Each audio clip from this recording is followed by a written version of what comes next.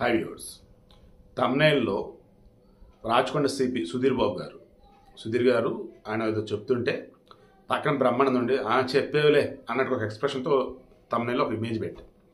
ఆ తర్వాత మధ్యలో గురుమూర్తి అవతల వామ్మో వీడా అన్నట్టుగా మరలా అదే బ్రహ్మానందం ఉంది మేము ఒకటి పెట్టాం.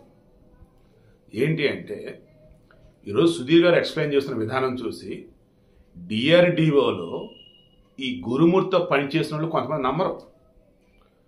కానీ మొత్తం మన పోలీసులు చెప్పింది కానీ ఈవెన్ ఈరోజు అంతా ఎక్స్ప్లెయిన్ చేసిన విధానం కానీ గమనించినట్టు అదే డిఆర్డిఓ వాళ్ళు అరే నాయనా వీడా ఇంత దుర్మార్గం చేశాడా వీడు అని నమ్మేస్తారు. పాయింట్ని సింపుల్గా చెప్తా. ఈ టాపిక్ సంబంధించి నాకు తెలిసి మ్యాక్సిమం ఒక క్లారిటీ వచ్చేసినట్టే. ఇక రేపు నుంచి మేము ఈ టాపిక్ టచ్ చేయకపోతే కోర్టు ఏదైనా చెప్తే అప్పుడు డిస్కస్ చేద్దాం. ఎందుకంటే కొంతమంది ఇదే ఇవ్వద్దండి అంటున్నారు. సో ఫాలోఅప్ అన్నప్పుడు ఖచ్చితంగా ఇవ్వాలండి. As a journalist it's my duty. ముందు డిఆర్డిఓ వాళ్ళు చెప్తా. పోలీసులు చెప్పడం కావచ్చు మళ్ళాంటి వాళ్ళు వీడియో ఇచ్చిన తర్వాత వాళ్ళు ఏమన్నారు తెలుసా? ఊరుకోండి వాడు ఎంత మంచోడు తెలుసా, ప్లాస్టిక్ కూడా వాడండి, స్టీల్ బాక్సులు వాడతాడండి, పర్యావరణ మిత్రుడండి. ఏంటి మీకు అర్థమవుతుందా? ప్రకృతిని ప్రేమిస్తాడంట. సో ప్లాస్టిక్ వల్ల ప్రకృతి పాడేద్దని ప్లాస్టిక్ వాడ్డంట, స్టీల్ బాక్స్లో వాడతాడంట. తర్వాత అక్కడ ఉన్నటువంటి స్టాఫ్ ఏ చెప్తే చక్కగా చేస్తూ వాళ్ళ కొలీగ్స్లో సెక్యూరిటీ వింగ్ కదా వాళ్ళ కొలీగ్స్లో ఎవరికైనా సాయం కావాలంటే చేసి పెడతాడంట, డబ్బులు కావాలంటే ఇస్తాడంట, ఎవరిని పల్లెతో ఒక మాట అన్నాడంట. చాలా మంచోడండి, అబ్బా సౌమ్యుడండి అన్న ఫీలింగ్ వచ్చిందంట. అఫ్కో వచ్చింది ఏంటి, వచ్చింది ఆల్రెడీ చెప్పారు వాళ్ళు.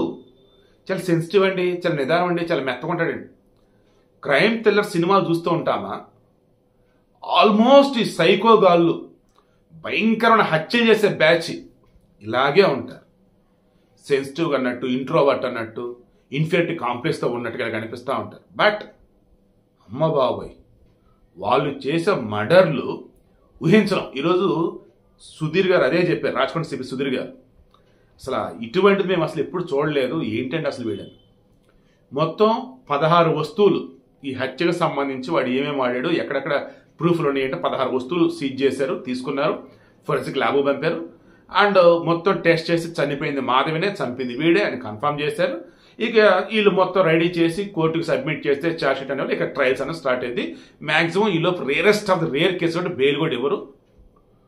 ఇక్కడ వీడు ఆమెను చంపిన రోజు ఏంటి, ఆధార్ సంక్రాంతికి వస్తున్నాం సినిమాకి సంబంధించి వాళ్ళ ఫ్రెండ్తో కలిపి టికెట్లు బుక్ చేసుకున్నాడు. సినిమా కూడా చూశారు, వాళ్ళ ఫ్రెండ్ని కూడా పిలిచి విచారించారు, డెడ్ బాడీ ఇంట్లో పెట్టి సినిమా చూసి దెన్ ఆ తర్వాత హ్యాపీగా ఏంటి మందేస్తూ ఇక బాడీని ముందు చేతులు కట్ చేసి కాలు కట్ చేశాడు.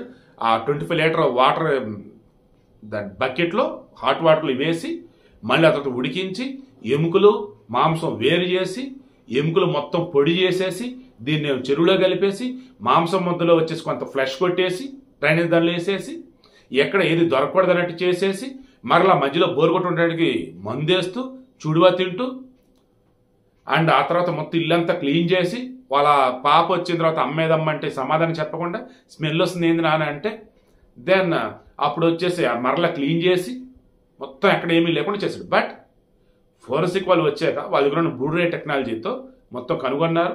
వాడిన వస్తువులు దాని తాలూకు మొద్దు కానీ, కత్తులు కానీ, హీటర్లు కానీ, కుక్కర్లు కానీ అన్నిటికి సంబంధించి కూడా ఎవిడెన్స్ ఉంటూనే ఉంటాయి.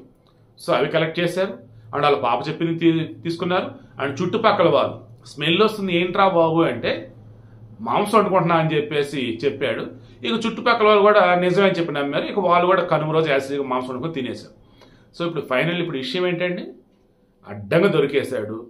పోలీసులు నిన్నటి వరకు అరెస్ట్ చేయలా, ఈరోజు అరెస్ట్ చేశారు. ఎందుకు? ఈరోజు ల్యాబ్ రిపోర్ట్స్ అన్నీ వచ్చాయి, డిఎన్ఏ రిపోర్ట్లు ఆమె అని చెప్తే లిటల్ మొత్తం తెలిసాయి. ఇంకా అప్పుడు అరెస్ట్ ఇన్ని రోజులు విచారణ చేస్తున్నారు, ఎటు వెళ్ళకుండా జాగ్రత్తగా వాడిని పట్టుకొని ఎటు వెళ్ళకుండా జాగ్రత్తగా అలా ఉంచారు, అంతే. అరెస్ట్ అయితే చేయాల, ఈరోజు అరెస్ట్ చేశారు. నేను అనుకోవటం ఆల్రెడీ జడ్జి వాడిని పోలీస్ కస్టడీ కూడా ఇచ్చి ఉండొచ్చు, లేదా ముందైతే జైల్లో పెట్టడం జైల్లో పెట్టి ఉండొచ్చు.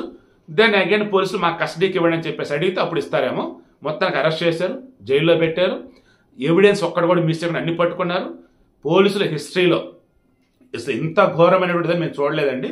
అండ్ ఒక మర్డర్ వీడి చేసి నమ్మించడానికి ఇన్ని రోజులు మాకు పట్టిందని మేము అనుకోలేదు. అంటే నమ్మటం కాదు అసలు, ముందు అరెస్ట్ చేయాలి కదా. ముందు అరెస్ట్ చేయాలంటే వీడు చేసిన అనుకోవాలి కదా మేము.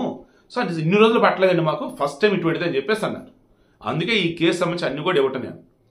ఇక కొంతమంది కింద కామెంట్లు పెడుతున్నప్పుడు వీడియోలు చూసి చేస్తారు కదా, వీడియోలు చూసి చేస్తారు కదా. వీడియోలు చూసి ఎవడో చేయడు, సినిమాలు చూసి చేస్తారు. సోషల్ మీడియా చూసి ఈ రకం చేశాడు. ఇలా మనం చాలా వరకు విన్నాం. నేను సెపరేట్ వీడియో తర్వాత ఇస్తా, ఏది చూసి ఎవరు చేస్తున్నారు, ఏది చూసి ఎవరు చెప్పడం ఉంటున్నారు ఏంటే.